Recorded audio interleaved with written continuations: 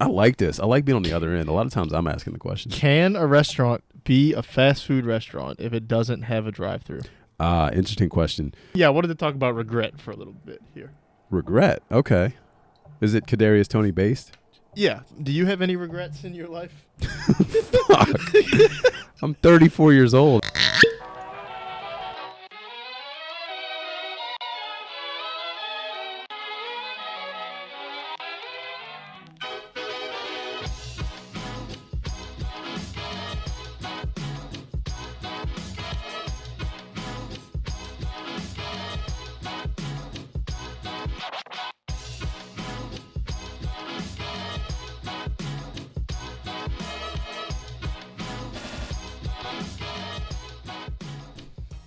Hey, yo. Episode 13 of the Who Effin' Knows podcast. What's up? What's up? Who's it brought to us by, right? We are the official podcast of people who, after they're done eating and go to take a picture, suck their stomach in a little bit. Wow. I like that. I like that. Also, people who have to set 5 alarms to wake up in the morning. I had a couple of thoughts I had coming in. Because that's me. I wanted people that use Halloween as an excuse to dress like a slut. It's a Halloween episode, right? It is a Halloween episode. Yeah, for Halloween. Happy spooky season, everybody. Yeah. You know what I love the most about this being the Halloween episode, or that it's going to come out right around Halloween? It's the 13th episode. Isn't that amazing? It's almost Friday. It's almost Friday. We were so close. Well, yeah, it's 10:40. All right, that's fair. It'll probably come out on Friday the 13th. At least the audio will come out on Friday the 13th, right? It'll be fun. He's looking like, I don't fucking know. Don't put that pressure on me. I don't need to go. Well, welcome. Episode 13. We're back. We've had an eventful week, right? Pels are back at it. There's some things we're going to talk about. Dave's got some fun stuff he's going to throw at me. I don't know what's actually coming. We'll get into that in a minute. It's a little chilly outside. It is a little chilly outside. Excuse the sniffles. Yeah, we've got some stuff. When it gets colder, we were kind of spitballing some ideas. We might have some fun stuff coming up. So we'll see. We'll see where this takes us. And I thought tonight coming in, I texted Dave on the way here. I have a Halloween costume that I'm going to be wearing tomorrow. No, Saturday. I'll be wearing Saturday. And I really thought it would be a fun idea to dress up and like be that character on the podcast all night long. But I'll be honest, guys. I don't think I have the chops to do that. And I don't think Dave could not laugh his ass off the entire episode. So probably wouldn't have came out very well. If you're going to do it, you just got to do it and not tell me. Because it would have made it 100 times better. I genuinely thought about just like you showing up and I'm wearing like leather pants and a fucking wig, like 80s hairband wig. Like, I don't even own a Halloween costume, so don't expect that from me. No, it's fair. It's all right. That's a good question though. I always like to start with something fun. It doesn't have to be your favorite, but I'm going to ask it that way. What has been your favorite Halloween costume that you've ever worn? Or just like a fun one? I don't even know. I can't even tell you the last time I dressed up for Halloween. How long has it been? I can't tell you. I just fucking told you that. No, honestly, it's been a long time. I have no idea. Honestly, I have no idea. You remember any time you dressed up? No. Not one single time. Not even as a child. Not even as a child. Good Lord. What's your favorite holiday? It ain't Halloween. No, I can tell you that just based Halloween. on context clues. It's not Halloween. It's not Halloween because I don't like candy. My birthday was a few days ago, so I guess it is somewhat. It kind of makes me like Halloween a little more because I know it's around my birthday. Yeah. But happy birthday, by the way. Oh, thanks. I know I told you the other day, but official in front of the world. Happy birthday, thanks. Dave. I like. I think Thanksgiving might be my favorite. Thanksgiving or Christmas are my favorite. Least favorite, Mardi Gras. Really? I'm not a parade person. That's fair. I'm not a parade person either. I'm not big on crowds. I don't like to be in crowds. So.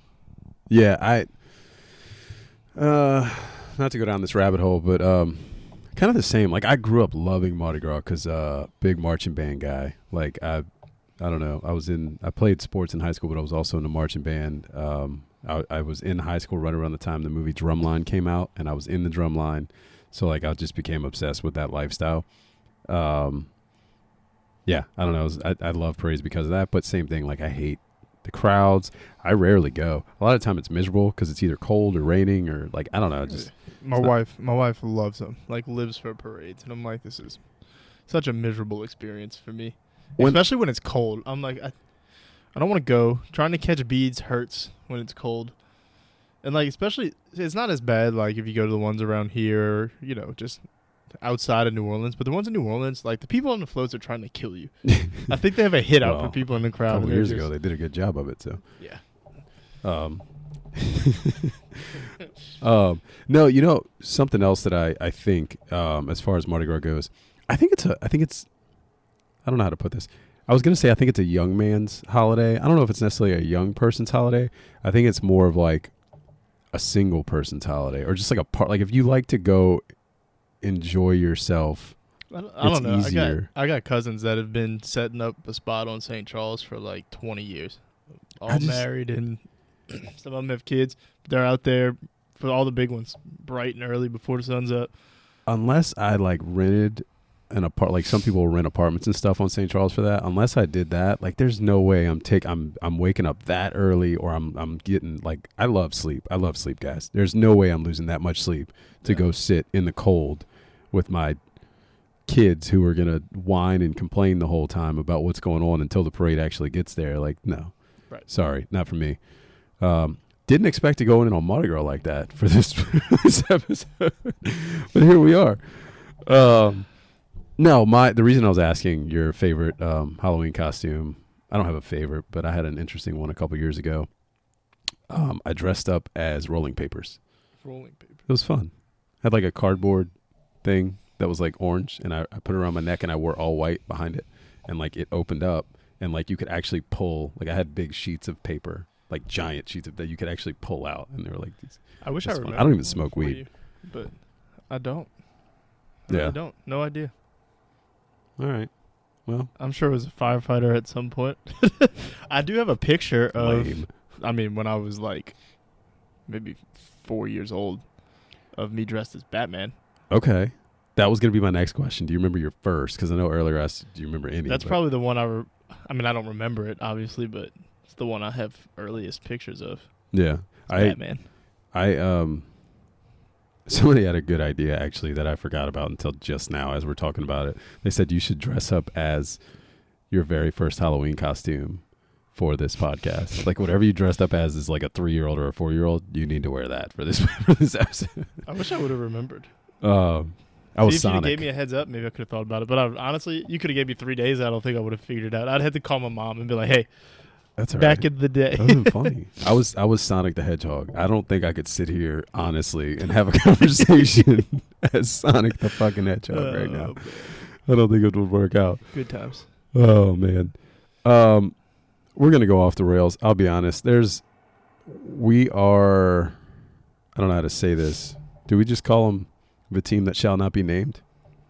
Sure. Are we steering clear of them just all the way tonight? We could talk a little football. We don't have to talk about that. I mean, we can talk about them if you want to, but what's there to talk about? They haven't played. Nothing's really changed. A few things changed. Meh. That's all right. So one thing we talk about, we don't have to talk about that team. We can talk about a text that just came through, or a tweet that just came through, a realization that just came through with the Bucks losing that game. The Panthers and the Falcons are now playing for first place. Just as we all predicted. Yeah. Even 2 weeks ago, just as we all predicted. What the fuck is happening? This is unbelievable. This division is terrible. What is happening? Awful, man. It's so crazy. Doesn't it feel like just a few years ago, might have been a few years ago, where it felt like almost every team in our division could make the playoffs? And now we're all just god-awful. Yeah. Yes. Awful. I remember that. I honestly, same boat, though. I have no thoughts. It's at the same time, I think the entire NFL is terrible, except for like maybe 3-4 teams. Like there's only, if you look at the records, like if you look up the draft order right now, there's so many teams that have the same record, like 2 and whatever, 3 and whatever, and then you got the Bills and the Eagles. You know, the top teams. The Giants. Just say it. The Giants. Fucking Giants. The Jets. The Jets. The goddamn Jets. New York football, baby. What is happening? New Jersey football. Yeah, 2 of those teams don't play in New York. So, no, I honestly have no thoughts about the NFC South in general, other than it's a mess. one interesting thing we could talk about, I don't know if you've done any research, maybe we could pin this and save it for later. You have any thoughts on potential quarterbacks for next season? It seems like almost every team in the NFC South outside of Atlanta. I have no idea. No? I haven't looked into that at all. I haven't really watched anything, with the draft, because I just assume we're not going to have a first-round pick. I mean, I say that because there's always the possibility we could some kind of way. Yeah. But I don't know. Well, there's a couple. I'm so burnt out on the Saints, just frustrated with it that I've kind of. Tell me about that. Kind of checked out. I told you about it last week. I went on a whole rant about That's it. fair. Fuck, I'm just trying to create some content here, man. I got you. No, so admittedly, I haven't looked into the draft either. I mean, I've watched some college football. I've got an idea who the top guys are, right? But like you said, we don't have a first round pick, so it's kind of that's what I'm saying. Obviously, I know who the top guys are, right? And it seems like there's a few good ones, and of course, one thing that came up yesterday that I thought was very interesting. I was listening to a Spaces with Nick Underhill, and it just got me thinking of realistically, what's our target? Who do we go after next year? There were some wild names. Not even talking for next year. There were some wild names thrown out for this year. Do we go trade for Matt Ryan? Just all these crazy things. And I was like, are y'all fucking serious right now? But just get the two we have out of my face next year. It got me thinking. At least as a starter, get them both out of my face. You got guys that will be free agents next year. Maybe not guys that you would think you would have wanted coming in this year, or guys that you thought would have been available. Specifically, one Lamar Jackson. Yeah, I was going to say there's only one that is. Geno Smith is also a free agent. Do you take a retread if he just keeps killing it? He's not killing it, but depends. I mean, he's going to try to get. This is his last contract, probably. I mean, he's still probably pretty young if you look at it, I guess, in terms of a quarterback. But yeah, I don't know. But yeah, he's going to want some money. You really want to tie up a bunch of money in Geno Smith, no matter what he does this year. Moving on. It's just, I mean, Lamar is the one, but part of me just feels like he's just going to go back to Baltimore. I mean, he should. Yeah, I mean, it's perfect for him. The team is built, unless he wants to go somewhere that'll actually get him some receivers and not. I mean, they dug up Deshaun Jackson tonight, and he was out there running around. So. I saw that. Well, he's not playing yet, but he's on their practice squad. Yeah, no, I'll be honest. I'm a little jaded right now when it comes to the NFL too. So we don't have to sit here and drag out a conversation about something neither one of us is really passionate about at the moment. We'll look into it, I'm sure. I mean, it's going to come back around. It's tough. I mean, listen, I'm going to still watch every single week. Yep. I'm going to still complain every single week. I'm still going to tell my wife that our team is undisciplined and we need better leadership and XYZ. But, we don't need to come on the pod every week and say the same exact thing, because then it's just, you're just repeating yourself. So I told you, it's the same game every week when they play. Yeah. It seems like. I don't know. Players seem to be getting – that is one takeaway I've had over the weekend, is that specifically Alvin seems to have had enough with all of this losing shit. Rightfully so. So, maybe – although he had more quotes that just make Dennis Allen look terrible. I don't know if you saw it or not. No, I did. I saw it. I mean, it's things that we've said, right? But it's now there's a big spotlight on it. Honestly, this is going to sound terrible. The worst thing that I think can happen to this team is that they rattle off enough wins to make the playoff and save Dennis Allen's job. Yeah. I don't want to be the person that sits here and is fire the coach after 1 year. But, dude, it is. I mean, it's bad. I think it's tough either way, because I think that if they don't string some wins together, you're going to have a lot of the veterans just genuinely wanting out at the end of the year. Your culture's shot. I mean, your culture might already be shot. It's tough. I don't believe in midseason firings. No, I'd keep him the whole year. There's no point. It doesn't. There's. What you gonna do? Put Pete Carmichael as a head coach? Fuck no. Exactly. So that's what I'm saying. Nope. What are you gonna do? It would probably be what's his name, the one that is the offensive line coach now. That was Doug Marrone. Yeah, he's our offensive line coach. He's the only one with head coaching experience. That's another one that track record wise, it's not don't look good. Yeah. But all right, let's move the fuck on. I'm depressed. Speaking of the NFL, let's get into something here. So we're halfway through, basically, So we're going to title the section, Do We Know Anything? Section? What? Do we know anything? Do we know anything? The answer is no. We don't know anything. I can answer that now. No. So I got 5 questions for you. You can answer them quickly. You can get into it if you'd like, depending on, how you feel about it. So I just want to get your thoughts. You ready? Mm-hmm. No specific order in these questions. It's just 5 questions. Okay. So question number 1. Is Matt Stafford washed? This is from week 1 all the way to now. What we got? Yes. I think so. You think so, huh? I think so. Yeah, that's a little bit of an inside thing here. It's hard for me to say. He did that on purpose to me because I'm a Matt Stafford fan. There's some people out there that claim he has empty stats, and rightfully so. I mean, some years it has looked like he's had empty stats. He's always played from behind. What quarterback Calvin have Johnson empty stats besides Brady? It's going to happen. Like but Drew had some empty stats if we're being honest. So. For sure. Every NFL record break it, like Peyton Manning's year when he had, when he broke the record, he had a bunch of empty stats. Even the past when he broke the record, he purposely broke the record and then left the game. It's like, all right, I'm done. I think he's washed. If he's not washed, the only if I play devil's advocate for a second, that offense looks terrible. I think he'll be better at some point. I'd imagine by the end of the year he looks better than he did these first few weeks. They got Van Jefferson coming back. It just feels like they're missing. They're a team that is going to be competing in the playoffs, so maybe they make – and you know how they are. They'll throw draft picks around to get whoever they want. So they might bring somebody in. Maybe they bring Odell back. Something. It's the possibilities there, and that's a lot there's a lot to say there too, right? I don't remember how well – I don't remember if they were all healthy at the same time or whatnot, but if you think about it, looking last year, they lost Robert Woods. They lost Odell. Right. Van Jefferson gets hurt. You try to replace all that with a washed Allen Robinson. You know what I mean? Like, it's tough. Your whole offense is Cooper Kupp, and everybody can see that, and that's kind of that. They don't have a running back that they depend that on. offensive line is a shit show. Yeah, the O-line's terrible. Like, the offense is terrible. Which is surprising because it's a Sean McVay offense, and everybody looks at him as like the offensive mind. Yeah. But I don't know. What else you got? All right, number 2. Does any fan base hate a player more than the Colts fans must hate Andrew Luck? Oh, good God! That team was set up for Super Bowl runs, and he set them back so far. They've been doing this QB carousel for however many years now. It just feels like they're a quarterback away for the last 3 years, and that's why I'm asking you.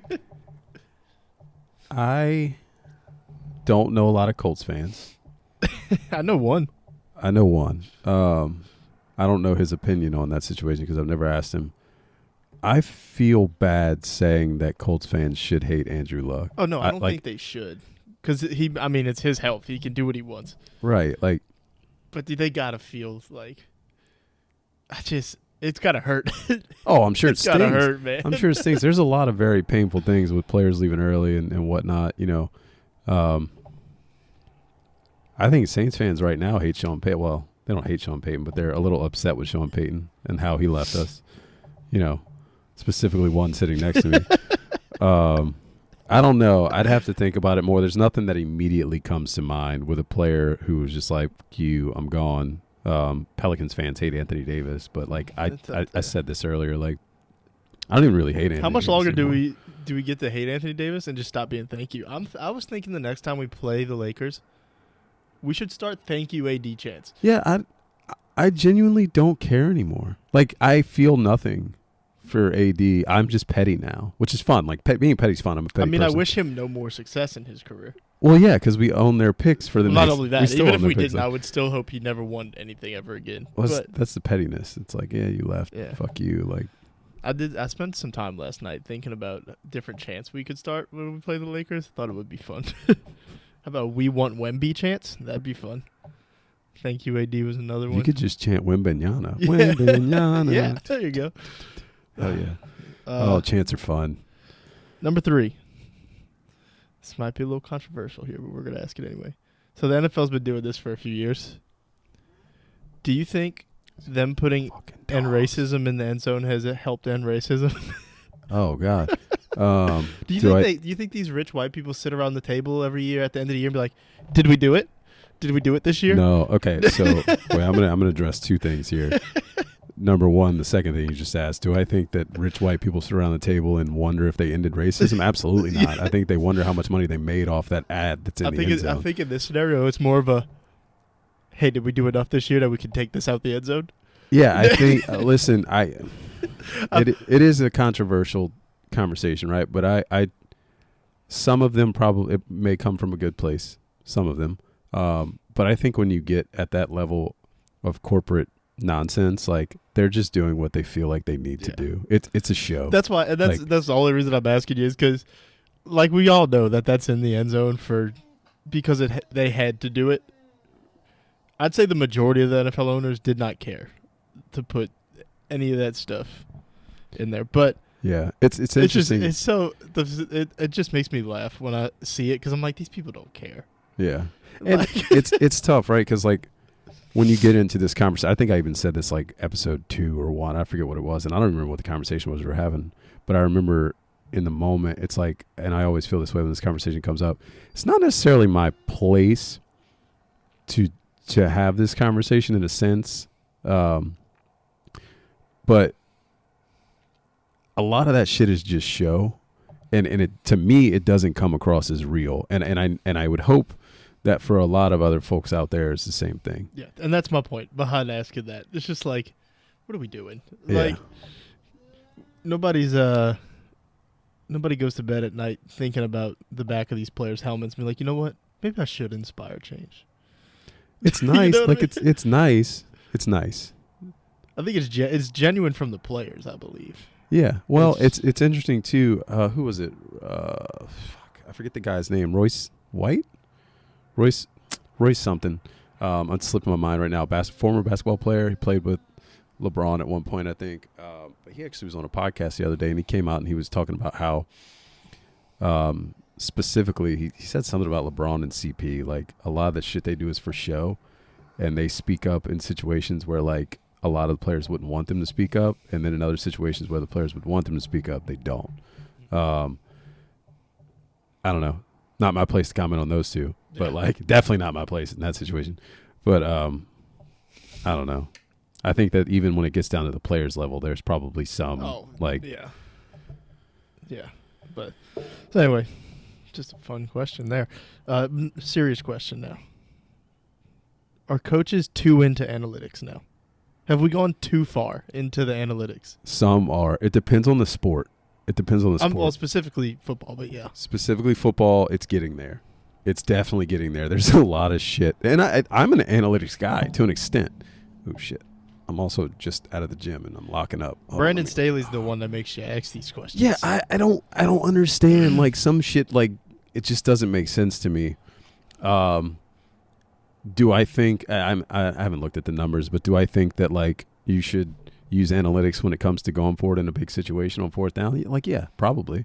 But there's times where your gut feeling outweighs the analytics. Like, being a coach and having the coaching experience outweighs what the math says. I totally agree. Like, yes, situational analytics. Something I've seen a lot lately, more of, is like going for it on fourth down instead of taking the points to make it a 2-score game or something. You know what I mean? Like, things like that. I'm like, just take the points. Yeah, that's when I don't like it, is when they're taking the points off the board. And then Brandon Staley is just on the end of the spectrum here, where he's going for it on his own 30 for whatever reason in the first quarter. I'm like, dude, things are working out perfect for that franchise, man. They are all lined up next offseason. Even his player, like a few weeks ago, Keenan Allen was, when he was out at home, like, they went for it, like some crazy fourth down decision he made to go for it. And Keenan Allen tweeted, "What the fuck are we doing?" Like, dude, I'm telling you, like, that team is maybe not the coach, but the other people around that coach see the writing on the wall. He's sure been there a lot, hasn't he, Sean Payton? He has. 2 weeks already. You know, that's something else is interesting. I don't know if I brought this up last podcast, but I know we talked about him also being at the Saints game. And Drew Brees was also at the Saints game. Do you think, this kind of hit me this week, do you think there's any world in which not Sean Payton, but Drew Brees comes in as a I forgot who commented on my executive, a coach. Might have been Trey. He said Drew Brees as a future quarterback coach. You think so? Because you would think he'd have to somewhat work his way up. He's not just going to come in. No, he's not going to come in and be a head coach. Right. Never. I mean, if there was ever a franchise that would do it. It'd be us. I always thought he'd want to be more either analyst or owner. That's what I was thinking. I was thinking coming in as not an owner, but like more as like an executive of some sort. But he is he is. I mean, he's a rah-rah guy, so he does have a. I don't know what kind of executive role you'd want him in. I would think a coach would be the best fit for him. Like I can't see him in an office like a John Elway role. Like I don't think that fits him. That's kind of what I was thinking though. I mean, who knows, right? Like I view that more as like dogs. Don't unplug the mic. I view that more like Peyton Manning. Yeah. Would be more of like a GM role for some reason. And I don't know why. Like I don't know what I'm doing there where I view one as a GM and one as not. Well, it's interesting too cuz Peyton was kind of doing his little like tour for a while, right? Like it seemed like he was visiting a lot of teams after I always he retired. thought he'd try to buy the Titans. Like be part owner in the Titans. Yeah. Because it was they were bought recently as like maybe the last 10 years or so, right? Yeah. I always thought he would be one that would try to be part owner of a team. I like I said, I view him more as like a John Elway. Peyton. Drew, I'm all for Drew coming back around and doing something. I just don't know what the role would be. Yeah. No, I'm not sure either. I was just curious. It was something that hit me. But it's not. I mean, I don't think it's out of the realm of possibility. Every time he's watching a game, like nobody looks like they're more into a football game than Drew Brees. I know that's like, actually what made me think it. about You it. can tell in his eyes he misses it. He's in the booth. They're like zooming in on him in the booth, and I'm waiting for him to just start licking his fingers. You know, he's got that like that. Well, did you see the video of him throwing with his kids on the thing, and he was licking his fingers and doing the whole thing? Licking his fingers, but throwing with his left hand, but still going through the motions. Dude, that left-handed pass he made to the sideline was solid. Looked better than any pass I've seen from any other quarterback we have right now. Get him in there. We're throwing nothing but bubble screens and fucking. We're already doing that. So. All right, number one, the most important question. All right. Are the Giants for real? Oh fuck! I mean, we already touched on this. I still don't know, but I think at this point you have to say yes. You have to say yes. Although, not that this matters because he wasn't on the field. They traded Kadarius Toney away. I have a Kadarius Toney topic. He's a major weapon. Do you want to just launch into that topic now? Yeah, I wanted to talk about regret for a little bit here. Regret? Okay. Is it Kadarius Toney based? Yeah. Do you have any regrets in your life? Fuck. I'm 34 years old. I've got plenty of. No, you know what? If I can be deep for a second, we're gonna be deep, Patty, for a second. I don't believe in regrets. I was gonna say the same. I genuinely do not believe in regrets. Say the same. I think that you learn from every mistake that you have made in life, and it makes you who you are. I learn every week we're too much alike.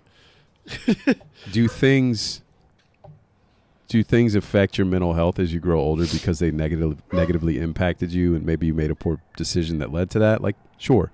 But I think that every decision I've made in life has led me to where I am, and I'm very thankful for where I am. So anyways, off that topic. I agree.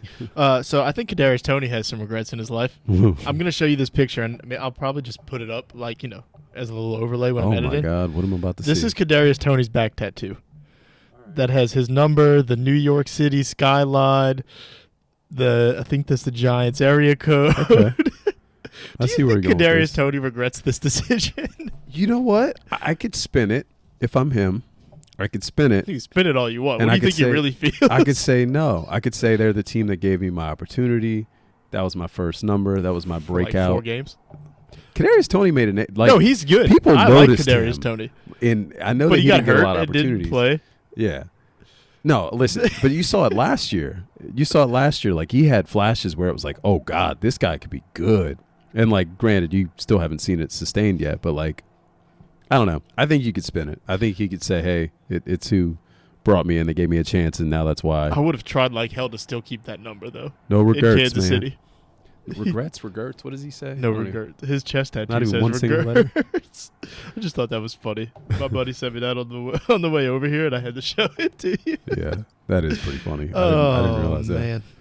that. Speaking of back tats, I haven't been able to see it yet. Zion. Yeah, Zion's got a pretty legit. Like, I didn't take massive. him. I didn't take him for a tattoo guy. I didn't either. He's just, a lot of people have made this joke, and Zion, you're never gonna listen to this, but if you do, I love you, man. He just seems like such a ho hum by golly guy. Yeah, right. Like, I told you, every time he gets on a microphone, he just reminds me of like a little kid in high school trying to give a speech in front of a bunch of people. I'm just, I don't know. I can't do a Zion impression, but let's not. Yeah, he's so he seems so nice and just like trying to be nice, like overly nice, which is probably why all these girls keep calling him out and blasting him on the internet for sliding in their DMs. Anyways, we're not going to go down that rabbit hole. I didn't even see that. I don't even know what you're talking about. Oh, that's years old. Well, not years old, but there's been a few. All right, I got another question for you, not football related. Okay. I like this. I like being on the other end. A lot of times I'm asking the question. Can a restaurant be a fast food restaurant if it doesn't have a drive-through? Interesting question. You want me to ask? You want me to tell you why I came up with this question, or you just want to give me your answer? I'll give you my answer, and you can tell me why. Right, I've actually heard this discussed a few times, and I think that I've fallen I understand the argument that it needs a drive-through. I've fallen the camp of it doesn't need a drive-through if it's like a quick in and out, like Five Guys. I consider fast food. That's why the question was brought up. Somebody said Five Guys. I saw it on Twitter. Somebody said Five Guys has the best burgers of all the fast food restaurants, and I just don't put them in that category. You're gonna wait the same amount of time if you walk into a Five Guys as if you sit in a McDonald's drive-through. Yeah, I don't know. It's just not the same. I feel like I don't know if it's just maybe it's the way they cook the food or something. I don't know what it is that makes me not consider them fast food. Or maybe it's just that their burgers are so much better. They are better. That they just can't be fast food. That's another interesting topic. I refuse to believe it. Well, I guess if you don't consider them fast food, it doesn't matter. And I haven't had some of the other major ones, but who do you consider the best fast food burger? Of what? Of which restaurants? Because you're saying you haven't had some of the big ones. What do you mean? I'm just asking your opinion in general. Who do you consider to have the best fast food burger? If you've had In-N-Out, then obviously rate them. I don't think they're the best. I'd say, the best is tough. Burger King's pretty underrated, I think, for the burgers. You know what? I think each one has its own thing. So very diplomatic answer there. I mean, if I had to pick, if I was just gonna go get a burger, I think I'd go to Wendy's. Really? I think I would. Okay, I don't hate that. If we're talking, but you're talking. Do you know why Wendy's burgers are square? No, tell me. Because they don't cut corners. Nice. I worked at Wendy's for 5 years, and they told me that's not a joke. That's a real thing. That's a joke. That's not a joke. It's a joke. It's not a joke. Anyway, it's a dad joke. Yeah, I think it would be Wendy's. I don't know why. I love a Baconator, but I think Burger King's a close second. That charbroiled thing is. I tell you what, Burger King's underrated. I agree. But if it's late at night, and maybe it's just because they're the only ones open, but McDonald's late at night after a night out or something hits different. A double quarter pounder just hits different after you've been out and drinking. I think they all have their own unique thing. In-N-Out burger, overrated. I've never had In-N-Out. Overrated. You should try it. Overrated. Yeah, I've never had In-N-Out. The name is slipping me right now. I don't know why. It's one of the biggest fucking burger places. We don't have it in Louisiana, but what's the one that's famous in Texas? Every Texas person right now, if you're listening, you're screaming whatever this burger place is. Is it not In-N-Out? It's not In-N-Out. Let's see. I got you. I'm gonna pull it up and there's another one. How do you not know the name of that? Cavendish Burger. I don't know. Place. I got you. This is great. This is great. Great content. Audio. Whataburger. Oh, yeah. Whataburger's good. I do like Whataburger. Whataburger is better than Burger King. It's what Burger King should be. I forgot about Whataburger. Yeah. Actually, if we had a Whataburger, that would be my spot. Yeah, that's why. So I don't get to get it a lot. The last time I had it, I actually went to a Shuckers game years ago, and it's probably because I was drunk. It was the reason I enjoyed it so much. But on the drive back, we stopped, and I just fucking demolished a Whataburger, and it was phenomenal. Whataburger's really good. Their shakes are elite. Yeah. Whataburger shakes are very good. Yeah, man. Now I wish we had a Whataburger. So what else classifies as fast food then? Does what's the one they just opened on Veterans? Is it Shake Shack? No. Yeah. Yeah, Shake Shack's on best. Is that fast food? I would consider that fast food. Yeah. See, I don't know. What is it then? Is it like they have a name for it? They have an official name for it. It's not It's considered got to be fast the food. drive-through. Like that's what I got to be doing. It's just. I feel like if I have to get out of my car, it's just not fast food. It's just not. That's how I'm gonna. If I don't say that's the reason, then what other reason is there? No, that's fair, and that's the main argument. That's like, always the main There's argument. a difference between Shake Shack, Five Guys, and McDonald's and Wendy's. For sure. Shake Shack and Five Guys are better. It's not what I mean, but yes, it's like it's not the same kind of restaurant. It just can't be. Maybe it's a different classification of fast food, but it's just not the same. All right, we need people's comments on this because I want to know what everybody thinks. I understand the food. logic behind saying it is fast food because it is. I mean, it is fast, but it's just not. I'm trying to think of other places that are similar to that. Well, you could say like Chipotle too, right? Like that's not technically fast food. Panera Bread. Yeah. Fast Panera. food? I don't know. Like yes, They have a drive-through. Right, but like when you're gonna wait 25 minutes. When you walk in a Panera Bread, does it feel like a fast food place? That feels like a restaurant. It does. That's what I'm thinking. When you walk in somewhere and it feels like a restaurant, like a Shake Shack feels like a restaurant. Yeah, so fuck your analytics. We're talking gut-based. Yeah, right. Gut-based fast food rankings is what this is, right? That's what it is. Good. I love it. What else you got? Is there a better innovation in history than the air fryer? No. No. That makes me feel so old saying that. I love my air fryer. Dude. You can cook so much stuff in an air fryer, man. Like everything. You can air fry literally. Like if you get into the air fryer like TikTok rabbit hole, you'll be there for days. You can make anything. You can bake stuff. You can fry stuff. I saw somebody take an Easy Mac from like Easy Mac packet of cheese, put it on a steak, and air fry it. Did it look good? It looked good. That sounds awful. I'm going to be honest with you. They reacted and thought it was amazing, but I've never seen one of these reaction videos to air fryer food where they don't love it. Yeah. So it's just like maybe not loving it is bad for views. I don't know. Like, there's no way these people love everything. And if they do love everything they're trying, where are the videos of the ones they try that they don't like? Because they exist. Like you don't like everything you try. That's I true. know my air fryer makes everything good, but it doesn't. Yeah. I've made some bad stuff in an air fryer before and been like, well, I'm not doing that again. I went down a rabbit hole the other night, though. These dogs are going to knock over the table. You guys are going to lose us forever.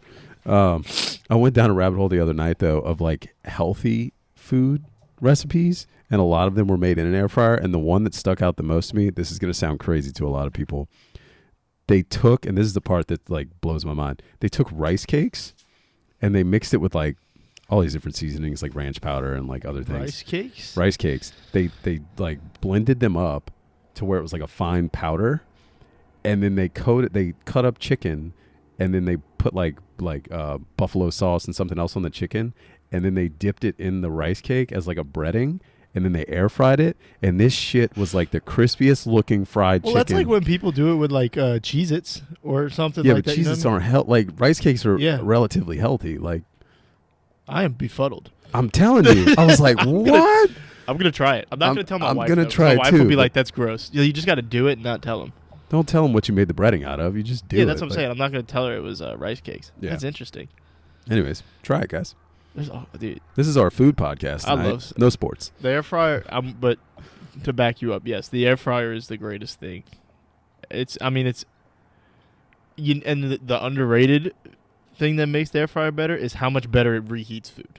Yes, absolutely. That's what makes the air fryer elite. Because I mean, you could have a convection oven, which is just a slower air fryer, kind of. Right. But the fact that we're rocking and rolling when you put it in the air fryer. Dude, it's so quick. I just cooked like 7 chicken thighs last night in 10 minutes, and it was incredible. It makes meal preps and stuff 1,000 times better. And I can just throw them all in there. We're like, let's get it rolling. You ever air fried a baked potato?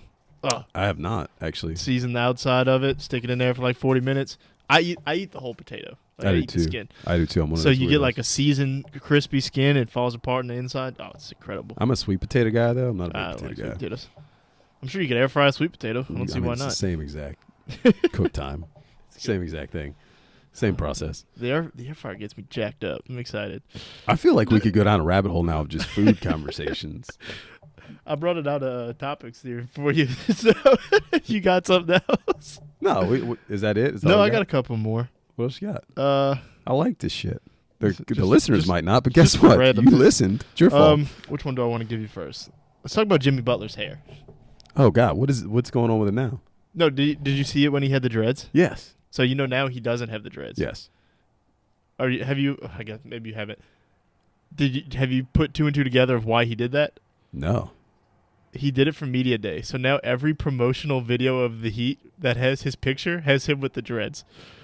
So the other day they were, I forgot what game I was watching, and they were promoting Celtics Heat, and it was Jason Tatum, and then on the right it was Jimmy Butler with the dreads, because the only promotional pictures they have of him are with his 2-foot-long dreads.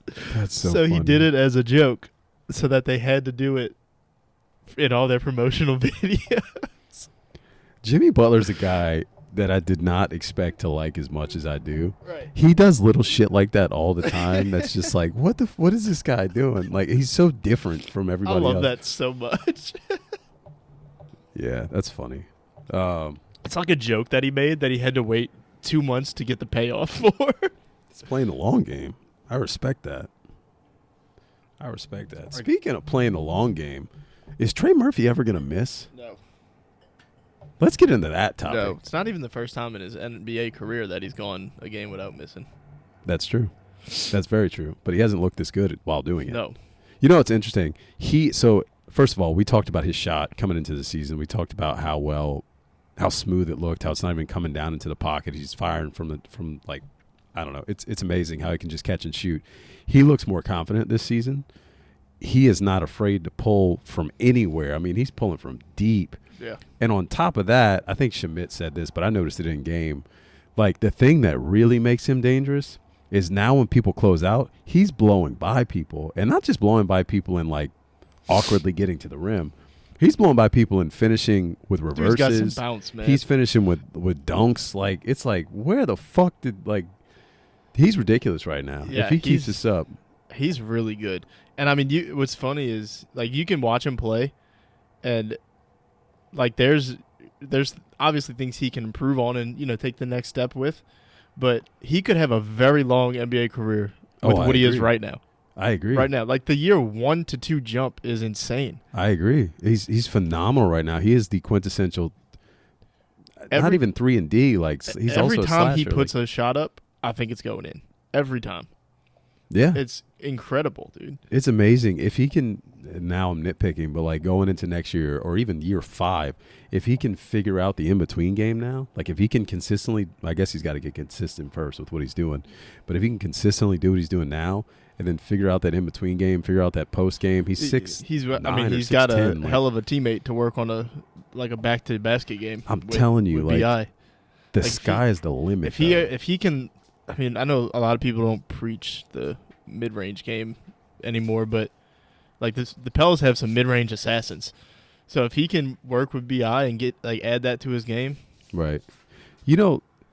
I hate that people don't preach the mid-range game. You know how I play, right? I've never understood the whole. I mean, I understand 3 points is worth more than 2, but it is. Here's my take, though. There's only 1 or 2 guys in the world that are going to make threes at that clip to where it actually matters. If you can get to your spot from mid-range and you're that good from mid-range, yeah, I mean, you saw it last year. BI is one. DeMar DeRozan makes a killing on just being a mid-range. He might be a better mid-range player than BI, at least last year.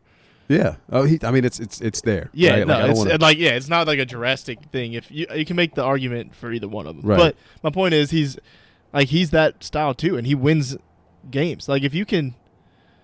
It's a more efficient shot for most people. I know at one point there was crazy stats where Steph was more efficient from 3 than some people were. Well, that's what I'm saying. There's there's really one guy that's hitting it at that rate, but there's 2 guys maybe. Yeah, I can't even, sometimes Clay, sometimes it's always sometimes there's a group, this Dame. Other guy, Dame. Yeah, it's last year Dame was ass. Yeah, but I'm with you. Dude, if you can get there and get the points, I don't understand. I'd rather you make the 2 than take bad 3s. It's just I didn't know what to do with my hands for a second. I was this mic's in the way. I think my argument is if you look back through time, if you look at the elites, right, like guys like Kobe, guys like MJ, and I guess I'm pulling two greats out of my ass, but like both of them were so good from so many spots on the floor. You're not really pulling them out of your ass. That's like two of the best. No, ever. I know. I'm just saying, like they were so good. They could have ignored mid range, right? Like they could both finish. They were both phenomenal finishers. They were okay from three. Jordan wasn't really great from three at the beginning of his career. He got better, but like their bread and butter was the mid range. I don't know. I think you could throw LeBron in there too. He can shoot threes, but his game is getting to the basket or the post. You know what I mean? So I don't know. It's going into analytics, like you were saying earlier. In every sport, analytics is starting to take over, and it's like slowly but surely, it's gonna get too far. Like the pendulum's gonna swing too far, and you're gonna start coming back. Like baseball changing the rules and stuff, I think is gonna end up, changing that. Like still hate that. We've had that talk a little bit, but the shift is their version of analytics. Mm-hmm. And it's gonna. I guess they're not coming back down. The league's gonna force them to, but they'll start finding ways to game that once they figure out the rules and everything. But every sport has their own version of it, and I think it's all gonna get too far. Slowly, it's just gonna keep going back and forth. They're gonna start coming back to earth, and then somebody else will be like, you know what? Remember those analytic things we used to do? Yeah. So everything comes in waves, right? Right. Like it's why like 90s fashion is back right now. Like literally everything comes in waves. I'm still waiting on the dominant big man to come back. I guess Jonas is here, right? But like other than that, like big man's dead until Victor Wembanyama comes in the league. Shooting threes though, so I guess he's not even. He's gonna look so good in the Pelicans jersey. Oh, he's gonna look phenomenal. It's gonna be great. It's gonna be great. Should we talk about how bad the Lakers are? I almost feel bad about it at this point. You know what? I don't feel bad at all. I feel bad for Russ. Like I do feel bad for Russ. Yeah. We talked about that a little bit. Like I don't like that he's being made to be the scapegoat. Like, he didn't play yesterday, and they looked terrible. Yeah. They're just a bad team. And you know what it is? I was talking to Chad last night while we were watching the game, and I was like, I would hate to be LeBron's teammate right now.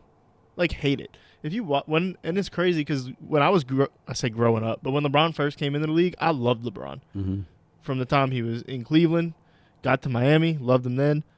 Like, he's my Jordan. Yeah. And, so it's like, I loved watching LeBron play. And then he got to L.A., and he's annoying, man. Like, he went up for a layup. Like, didn't even – he goes up for a layup and gets fouled, and he came down holding the pose of him getting fouled and just walked over to the ref while his team's going down on defense. Like, go. Like, what are you doing? Go back on defense. Stop complaining about everything. It's just he doesn't – like, his effort level, he seems to check out so fast. Oh, he's so checked out. And everybody's playing for stats right now. And the announcers are always like, the Lakers haven't put this, and this around LeBron. I'm like, LeBron runs the team. He is handpicking who is on the team. Like, they didn't just go get Russell Westbrook. He told them, hey, this guy. And now it's not working, and Russ is the scapegoat. Yeah, LeBron's going out sad. That whole team is going out sad, but LeBron to have such a phenomenal career. I mean, I guess all the greats, when they stay too long, though, like they eventually. There's a difference, though, in going out not playing well because you just, you're aging bad. I mean, not aging bad, you're aging. Mm-hmm. And it's different with LeBron because he's not going out playing bad because he's still a good player. Yeah. He can be. It comes in waves. It seems like he can. When he wants to. That's my thing. I think he checks out mentally, and that's what is that's how he's going outside. Like, he's not giving the effort. No, it seems like he just doesn't give a fuck. Right. He's just there. And that's what's sad about how he's going out. What kind of signifies that to me? I was watching the game the other night. They're losing. I forget how bad they were losing, and he's like at the fucking logo, and just randomly pulls a three for like not like in rhythm, nothing. Just randomly was like, you know what? I'm gonna pull a three from here. Airballs it. and then just turns around and is like, all right, whatever, runs back down on defense. Like, what are you, that's not your shot. Right. What are you doing? It'll never happen because, I mean, number one, he's got his no trade clause, and he can do what he controls whatever he does. But if you're the Lakers, man, and they're not going to do it because they feel like they need the superstars, their only way out of this is to try to move off of both of them and get whatever picks you can get in return and get young players. That's literally the only way out of it. Because if they go LeBron's way, he's about to have them trade their 26 and 27 draft picks to get Miles Turner and Buddy Hield, which maybe makes you a playoff team, but you're not winning a championship team. Yeah, so you're going to set your team back until 2027 for what? I mean, because LeBron's got 1-2 years left, is what it seems like. He wants to play with his son. It seems like once he plays with his son, he's going to be at least out of LA. Yeah. And it's like you're going to do all that because you're going to be stuck with a core of Buddy Hield, Miles Turner, and AD. Here's my question. Is all that worth the bubble championship? No. It's not. Not for a team, and that's something else I talked about last night. Not for a team like the Lakers. For us, because we talk about it with, we use the Saints as an example, is how much negative time with the Saints would you take for one Pels championship? Right. But if you got one Pels championship, you would take being terrible for the next 10 years. It means something different if it's your first one. Yeah. You know what I mean? Or your second one after a long period of time in between. You know what I mean? For a team like the Lakers that has as many as they have, even though it had been a while, that's not worth it. I'm willing to bet only Laker fans don't view that championship as a joke. I mean, and I'm not even saying that because it was in the bubble. It's just y'all sold. Look at all the players they gave up. Oh yeah, sure. I mean, outside of Lonzo, and it's because of injury, they're thriving elsewhere. If this team had one of Brandon Ingram, Kyle Kuzma, D'Angelo Russell, they'd probably be a decent team. Yeah, you're not wrong. And it's the thing that makes it even more interesting, right? Is somebody said it the other day. It's almost like there's revisionist history. People forget that. Yes, they traded to get AD because they thought that it would get them to a championship. But on top of that, the talk surrounding that trade wasn't oh, let's bring him in to get us to a championship with LeBron. It was yes, let's do that. But on top of that, we can groom him to be the next Lakers superstar. He was supposed to be the next guy. Talk about somebody falling flat in their face. Well, but we all knew. I mean, just from experience, he can't be that. We knew that, but I think we still expected him to be who he was here. And maybe he is. He shows flashes. But, he's shooting 20% from three right now. He shot that three the other night. It went off the top of the backboard. They're not even dude, you saw, I think I showed you a video. Jokic he just wipes his nose at it. Yeah, it's all right, whatever. I don't respect that. All, I don't respect you from there. They're just and him mentally, almost the whole team, because Russ looks checked out and defeated, depressed almost. LeBron looks checked out. AD looks checked out.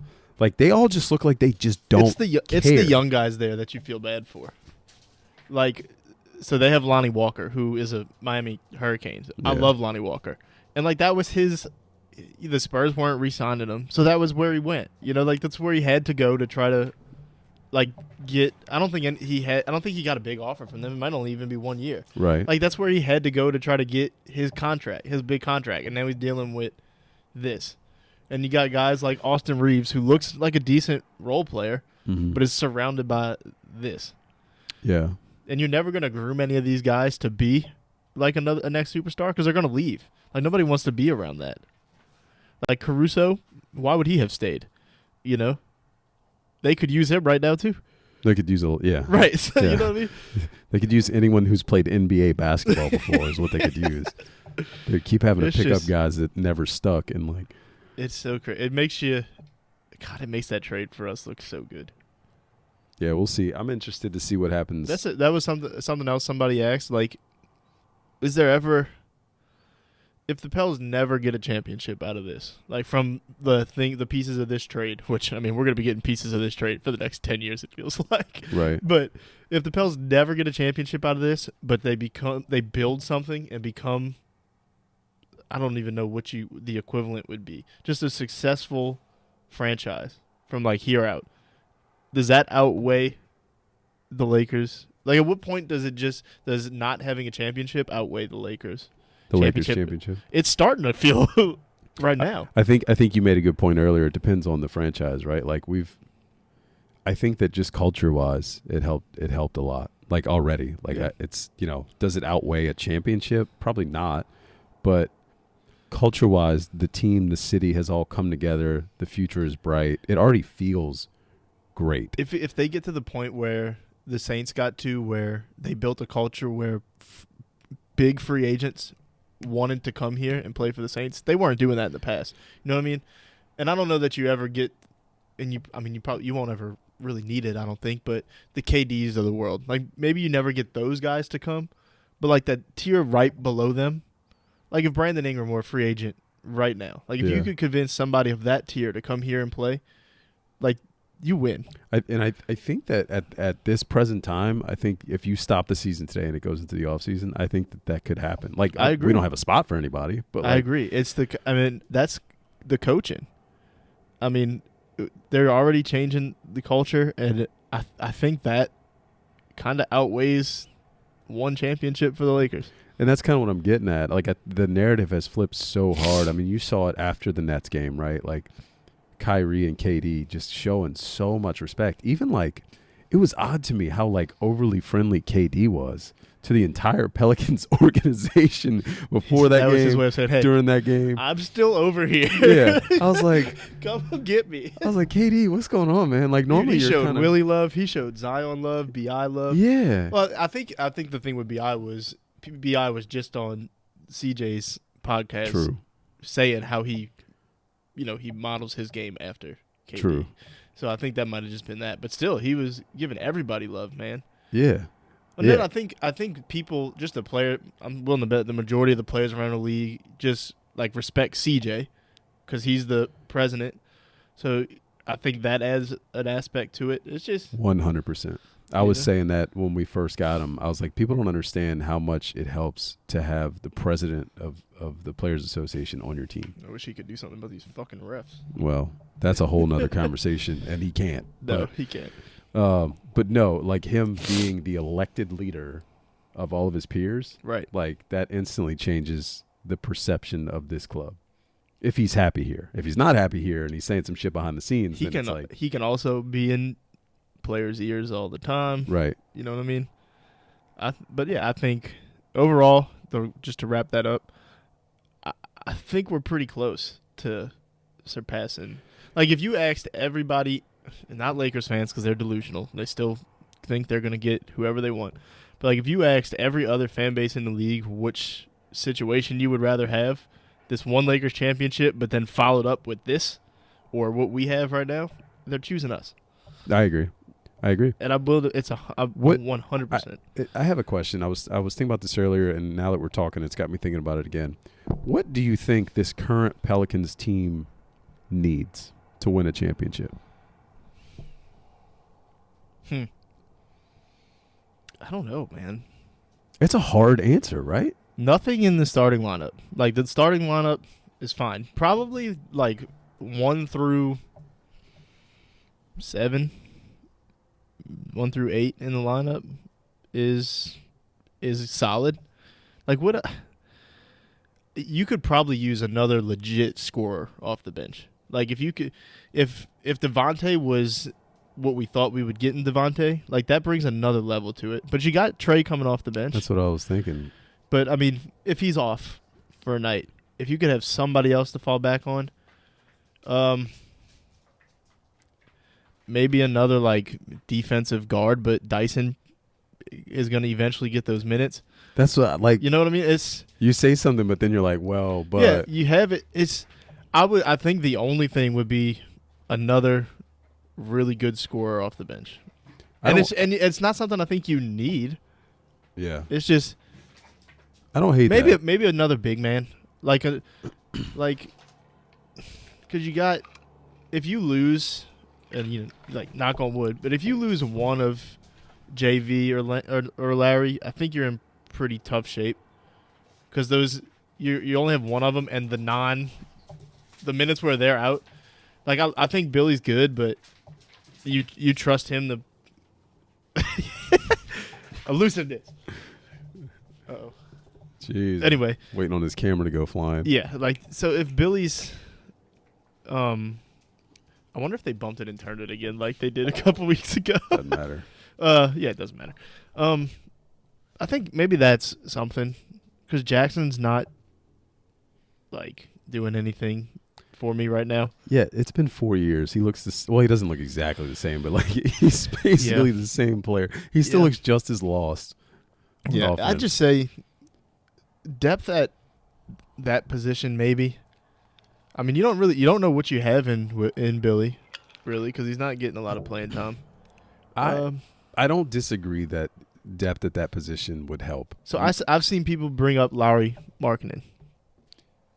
And that would be, I mean, if you had that coming off the bench, like to pair with Larry, like if your bigs off the bench were him and Larry, you got a stretch four like that coming off the bench. Yeah, I think defense in that second unit is, no, it's pretty good. I don't know, man. Everything is good. You ain't getting it from Markkanen like, if you're trying to trade from Markkanen. No, I don't know. You don't need much, but at the same time, it feels like. Like, are they really good enough to beat? So here's my answer. I don't know. Here's my answer because you're spitballing and you're in the same place I am. I don't know. Here's my answer because I thought about this earlier for a while. I agree they may need another big for depth. I do like Billy, whatever you want to call him, the Boa's brother. I do like him, but I think that.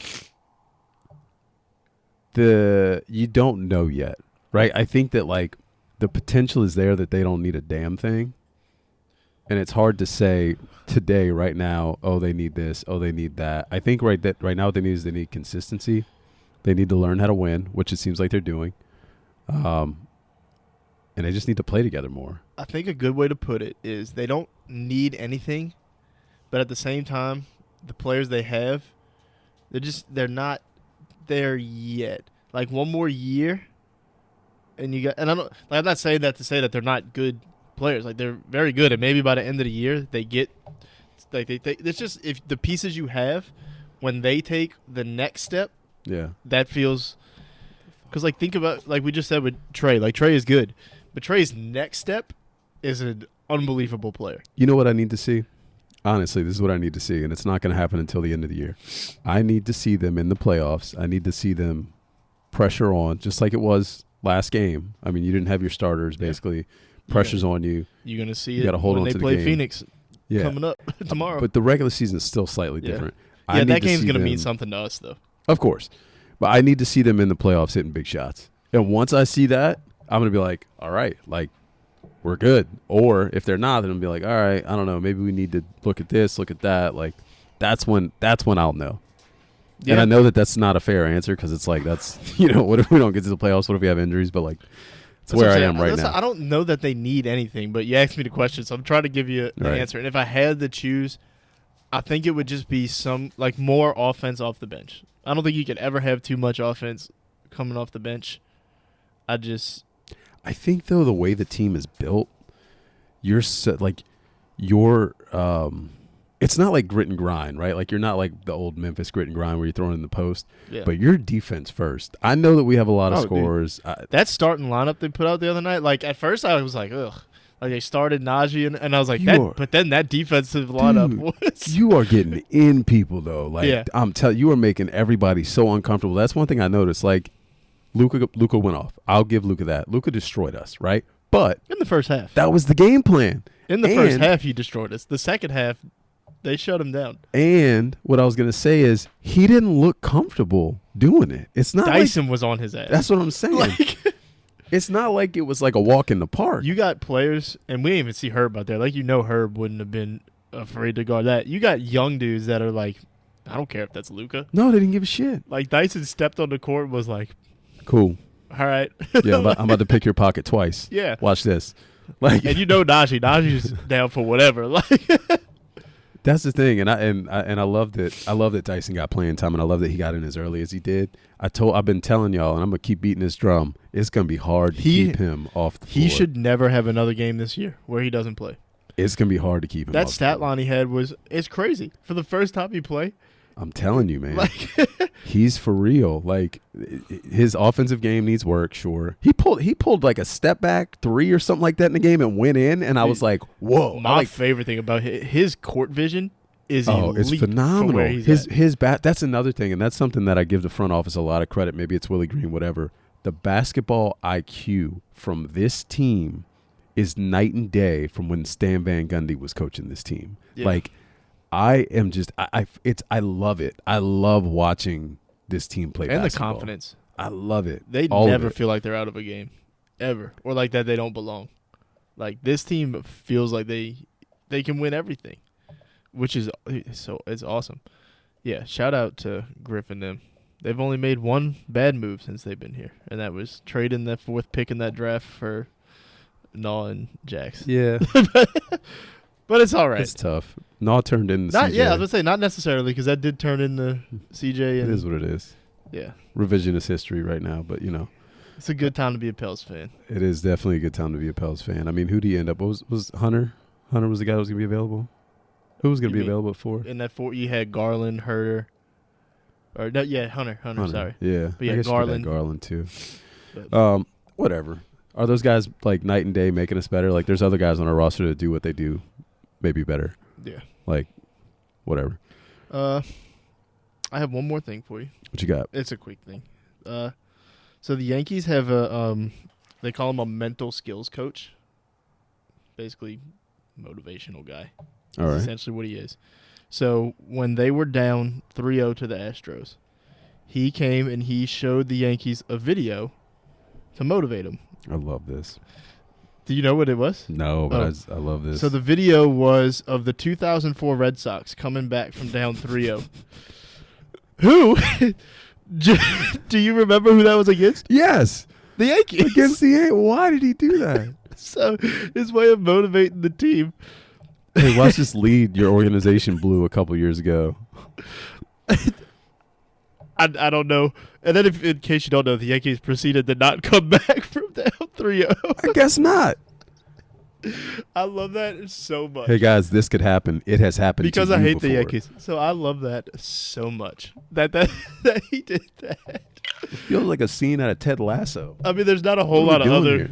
To his credit, there's not a whole lot of other scenarios you could pull from in baseball, but just show him like LeBron coming back against the Warriors or something. Show him another sport. Call up LeBron. LeBron will come in. He loves front-running teams. Oh, man. That's so funny that happens. Do you care about the World Series? I haven't even paid attention. I normally do pay attention to playoff baseball, but I feel bad talking about it and having opinion about it because I haven't watched the whole season.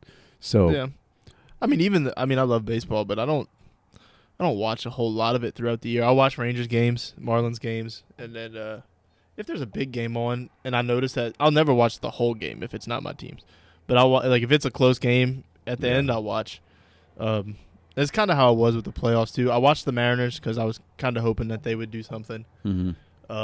I definitely watched that one where it got into like 14, 15 innings, 17, whatever it was. But yeah, then I was kind of just pulling for like the teams I don't like to get eliminated.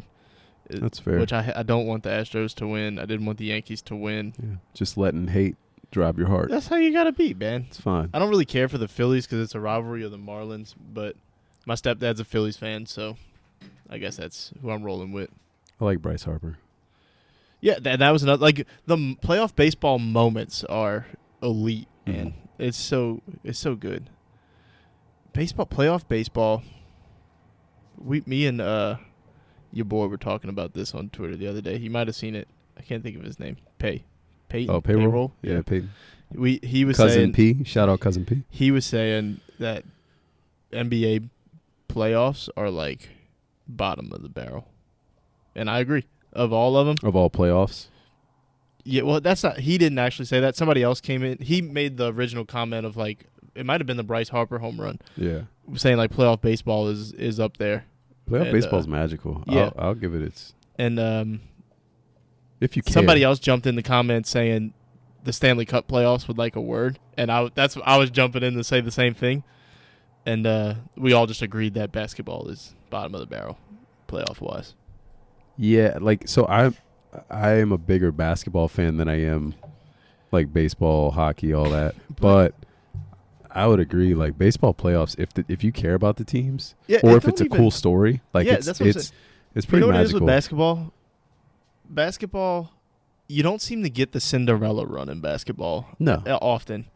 Like, yeah, you might have like the Pelicans against the Suns last year. Like, it was a cool series, but at the end of the day, the Suns still won. Like, you seem to get basketball playoffs seem to go overall how they're supposed to go. Yeah, you know what I mean. The NFL is elite because it's a crapshoot. It's one game. It's a crapshoot. Right. You got no idea. And the Giants can get hot and win the Super Bowl. Baseball and hockey are, they're still the series, but like, dude, your pitching can just crap out at any time. I was gonna say there's so a many lineup can get hot. Yeah. Hockey, if you go into hockey playoffs with a hot goalie, ball game. It doesn't matter what, like where you're at rankings wise. So like Vegas, when they first came in the first year, like that team was the worst roster. But they just had a really good goalie, so they made a run. So it's exciting. Yeah. No, I could see that. That's definitely a good point. I mean, you're right. Like basketball playoffs, it's pretty. You can normally determine who the final two teams are going to be between like four teams, right? Like, I mean, we had Warriors Cavs for 3 years in a row, 4 years in a row, whatever it was. Yeah, I do like that the league does seem to be getting more parity. Yeah, the NBA, that's cool. I don't know how long that's going to last, but it does seem like, I mean, I say that and the Warriors won their 4th or 5th championship out of the last however many last year. like you still get cool NBA playoff moments. You do. You definitely do. You just overall you just don't get the shock of whatever. You know what I mean? You know who would like a word though? Like FIFA World Cup. Like does that count? I think it counts.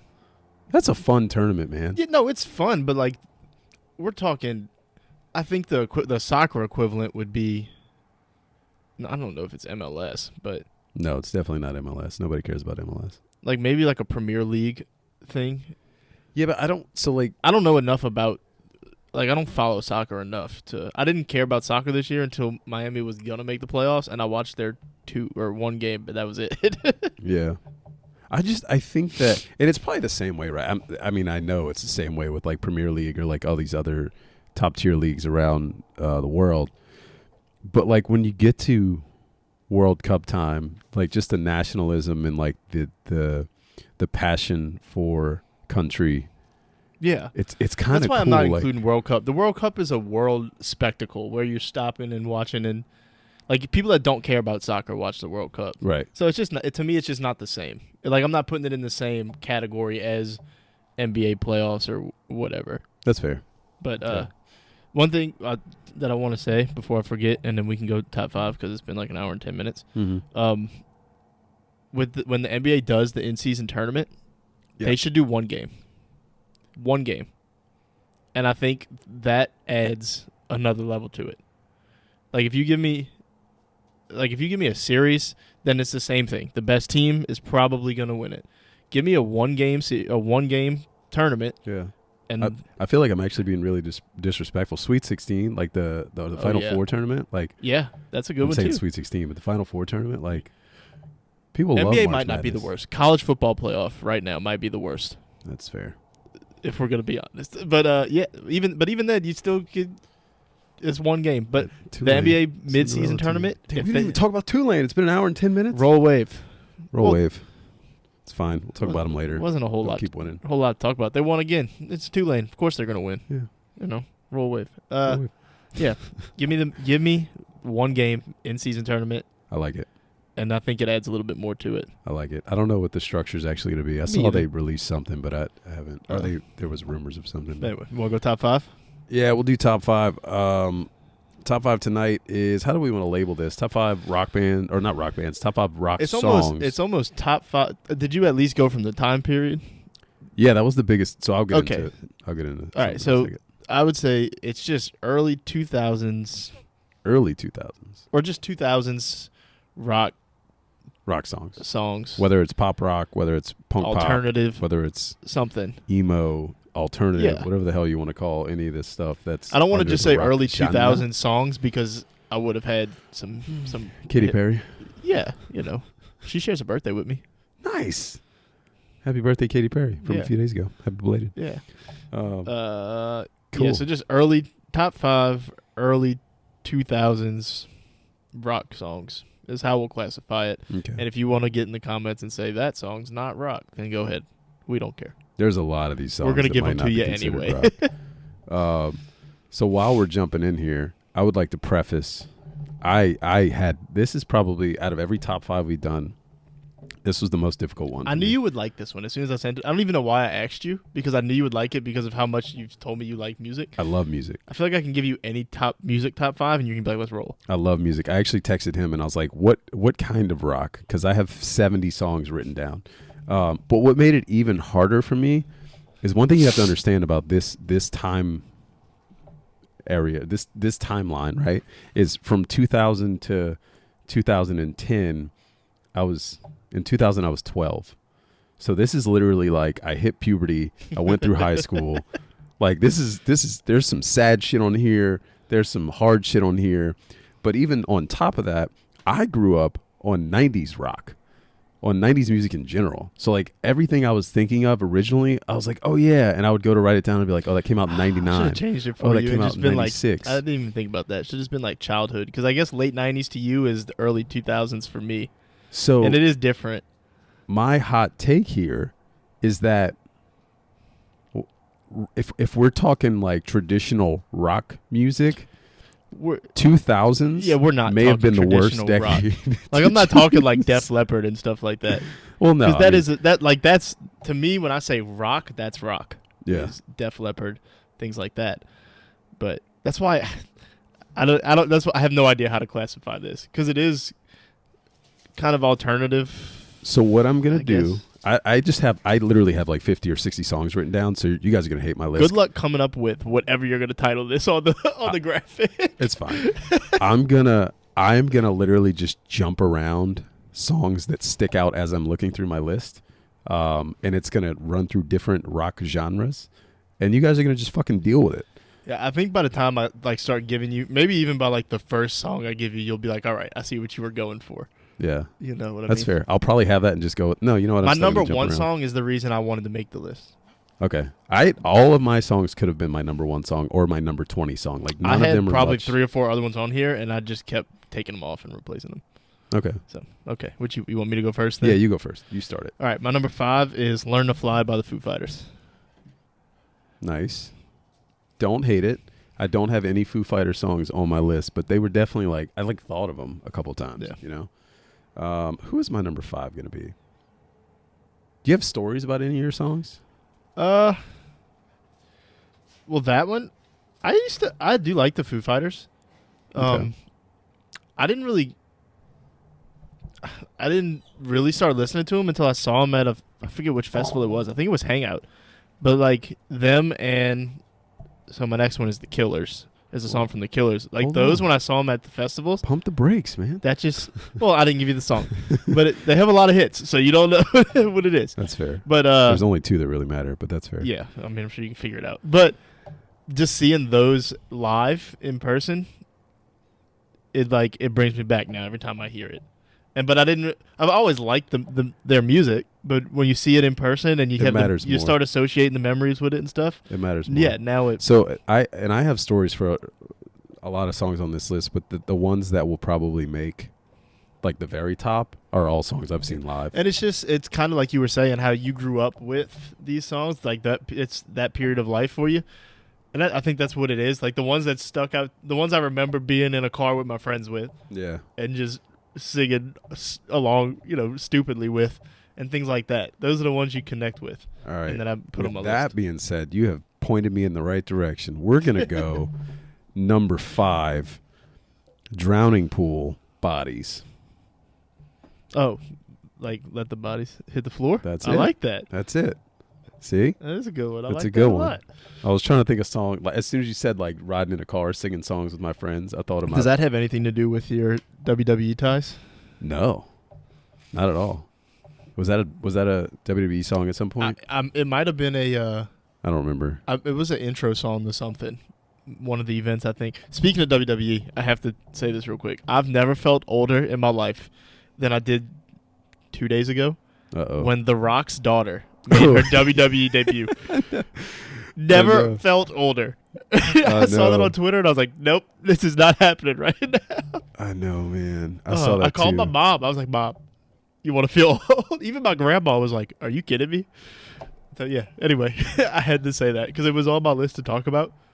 And I was like, oh, Jesus Christ. Yeah, it's weird. I'm intrigued to see what happens with that. But like we've seen athletes we like their kids start to come into the league. That also makes me feel weird. Patrick Surtain Jr., Antoine Winfield Jr. I'm like, whoa. Yeah, but it felt different with it being his daughter. I don't know why. Like it felt The Rock. Yeah. He is The Rock. Like, I don't know. I guess it'd be like the equivalent if like Tom Brady's son was getting into the league right now. It would be like, or I guess LeBron's son. Yeah, like, yeah, we're getting there. You almost had that with Michael Jordan, but his son was terrible. Yeah. My number 4 is Mr. Brightside. Okay. I love that you jumped like from like kind of like, I mean that's still rock, but it's a little like lighter. That's what I'm saying. It's not rock was the wrong word. Okay. I said rock because it was all the rock playlist. So I think that's why I just said, hey, rock music. But if you look at the playlist, it's all over the place. I don't think I actually have a single rock song on here, like what you would classify as rock. I'm going to jump around. Like, I like that you did that. So now, because I also have like emo songs on here. Would you classify this as like alternative or pop? I don't think pop. You think that's pop rock? Yeah. Pop rock. That's okay. pop rock. Good candy, by the way. Halloween. Pop rocks. Did you like Pop Rocks as a kid? That always weirded me out. They're not a good candy, but the experience of having a Pop Rock for the first time was kind of cool. I guess yeah, the first time. It's just like, what the hell? It was weird. I don't know. My number 4 is going to be Hawthorne Heights, Ohio is for Lovers. No idea. Maybe I do. Maybe I don't know it. I'm not singing anything. I was going to do it, and I was like, no. We're on definitely. It wouldn't be the first time. I'm pretty sure you've sung on here before. Well, I was probably drunk that time. Yeah, those were some good episodes. We should drink again. We'll get back to that eventually. My number 3 is The Middle by Jimmy Eat World. Okay. Yeah, that's aligned with, not aligned, but like similar to that one I connect with Guitar Hero because we used to play it on Guitar Hero or Rock Band all the time, whatever one it was on. I love playing that song for some reason. It's one of my favorites. You're leading my list right now, to be honest. Every time you say something, it triggers something. I'm like, okay, I'll go to this song then. You talked about playing it on Rock Band. So fun story about me. I used to play bass guitar. I was in a band. I actually had an eyebrow ring. Eyebrow ring. I could see it. I definitely could see you with the... Dude, I had like the spiky hair. I was such a douchebag. Wearing like the famous Stars and Straps shirts. There like, you go. dude, I was like, oh my God. Anyways, I played bass. I'm gonna go Tool Schism. I don't know if you know that song. I'm gonna send you my list after. I probably you can look know up all them, these songs. but I'm not good with the names. It's like just bass heavy, like even when you said Bodies earlier, like I know that song, but I think of it, if I was going to tell you, hey, I was listening to this song, and it was that, I would tell you, hey, I'm listening to Let the Bodies Hit the Floor. That's fair. You know what I mean? I put like the actual song titles on here for most of these. Well, that's just, like, I don't necessarily know the names to the songs I like all the time. I don't know. I only have 2 songs left. God, what am I going to do? Oh, you ready for me? Yeah. Sugar We're Going Down by Fall Out Boy. Nice. Yep. I like that one, too. I have a lot of runner-ups. I'll get into those in a little while. Yeah, I'll let you just... This is going to make me pull Rock Band out of my attic. I want to play Rock Band. You know, I looked up Rock Band the other day to see how much it was going to be. It's like $900. I know. I was like, what? I know. Trust me. I know. I was like, fuck it. I'll spend like $200. I've told you that my buddy Aaron looked it up one time, and he was like, have you looked? Because I told him I had it. He's like, have you looked on eBay to see how much it's worth? It's been very tempting to sell it. Trust me. It's selling on Amazon right now. I don't know if it was for Xbox One or what it was for 360. I don't know what it was for. I don't remember, but it was like $900, and I was like, and I have like the full thing. This was like the full set. I Yeah. don't think it had the console, but it was like the game and all the instruments. Yeah, I'm gonna end up pulling it out of my attic soon here, and Rock I'll call Band you. night. You come We'll over. have an episode where we play Rock Band. Fuck yeah. Follow along. Is it my turn? It's Yep. my turn. You up? Shit. I can't put like there's other songs that are on this list that I like, and I'm like I can't put that ahead of the other two I already put on this list. This is, I've kind of learned it's not often that my top 5 is like in order of my favorite 5. Sometimes it is, like when we did artists and I had Mac at number 1, like that was in order. That's fair. But you know what I mean? Like sometimes when we did, I've said that's fair a lot tonight, and I'm thinking about it. I don't know. Like this is, I don't know that this is my order of my 5 favorite songs. It's just the 5 songs I like the most. This is the really 5 that I thought of as we were talking. There you go. Number 2 for me, this is a band I've seen live in concert. It was also one of my favorite bands in the 2000s, even to this day to an extent. I'm going Non-Point. The name of the song is The Truth.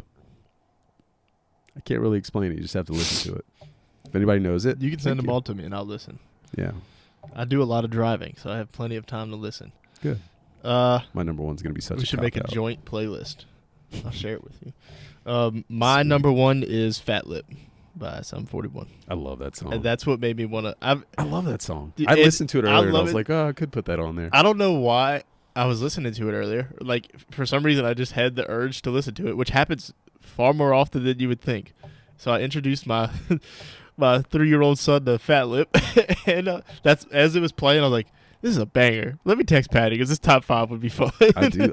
It's a good top 5. I love that song so much. Choosing songs.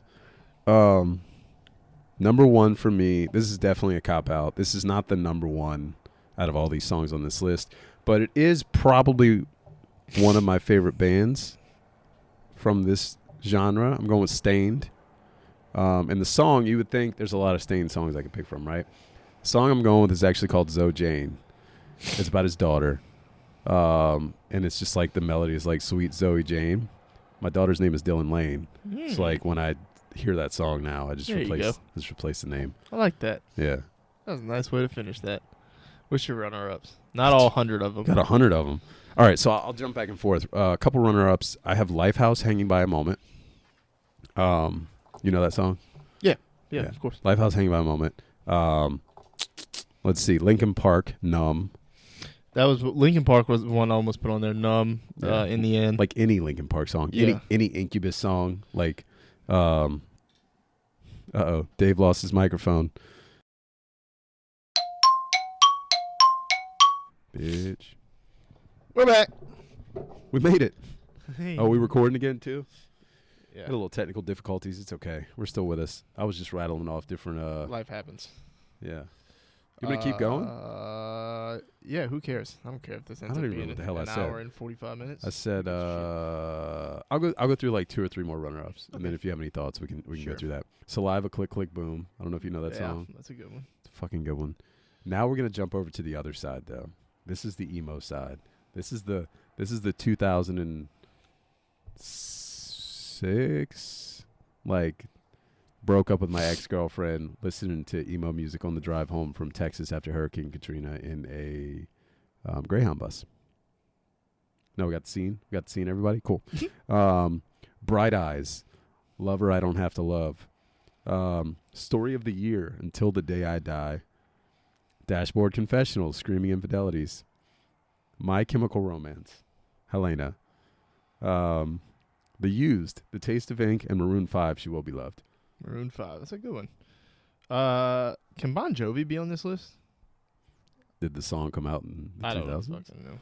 So that's what I would It's do. on. Like, It's on this 2000s playlist. I'm scrolling through it right now. there were so many. I was listening to a 2000s playlist earlier to get ideas, and songs would play, and I'd be like, this came out in like 94. Like, what the fuck? And I would go look it up. That's what I'm. Thanks for the memories. Is a good one. We can have a Nickelback conversation. Let's do it. I like Nickelback, and I don't like what I get on Twitter, and I see people shitting on Nickelback like they were it all out and about listening to Nickelback when they were growing up. Every white kid loved Nickelback growing up, and I refuse to believe otherwise. You're not going to tell me you didn't like Nickelback. I'm so not. I'll call you a liar. I'm not.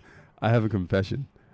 I just never talk when those conversations come up because I don't hate Nickelback. That's my. But- I make that same comment every time somebody points out that Nickelback is whatever. I have a confession, and I think I've already confessed this to other people I know. When I started working at a startup in the city, we had speakers just like that one right there, the Sonos speakers, and like we all had control over them, the entire office. So people would randomly throw things on the playlist. And there was one guy in the office that was a known Nickelback fan, and people always blamed him when Nickelback came on, and they would change it. I would randomly throw Nickelback on all the time just to make people think it was him, but because really, like, I'd be like, oh, this is a fun song. Let's put this on. And then it got to a point of me, like, trolling the office, and everybody would blame him. And then he quit, and he left the company, and I would still randomly do it. And they would be like, who the fuck is putting Nickelback? Nickelback had bangers, and I don't want to hear it. They did, man. And I'm so tired of people getting on Twitter and being like, yeah, Nickelback is trash. That's fine. But we all know what you were doing back in the day. Listen, they had songs that you loved to sing along to. You're not telling me you weren't riding around singing Rockstar. Yeah. You were. That's fair. Anyway, that concludes my thoughts on 2000s pop, rock, whatever music. That's fun. This is a long episode. I love this episode. This was a fun one. See what happens when we don't talk about those who should not be named. There's another, moving forward, something we should talk about next week, or if we do another music conversation, buzz ballads. What? I didn't. Buzz ballads. What is that? We'll get into the definition next time we do it. Is that when you're drunk? No. Oh. We'll get into it next time. If anybody has a thought on what a buzz ballad is, comment, like, share. Oh, we should probably get into the end of this podcast, huh? Follow me on @ThePattyV on Twitter. Follow the podcast @WhoEffingKnows, literally everywhere. You have no excuse at this point if you're listening to us to not follow us somewhere, so fucking do it. And Dave, how do we follow you? What do we do? Go to Patty's Twitter, find one of his comments @Rainy Days, Rainy_days. The E is a 3. It's a pain in the ass to type, so just go to Patty's Twitter and look for who he's talking to.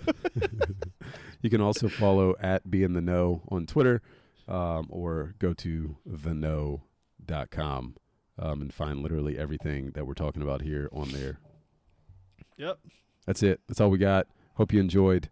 If you disagree with our stuff, tell us. I don't care. Yeah. We'll talk about it. Until next time. Deuces.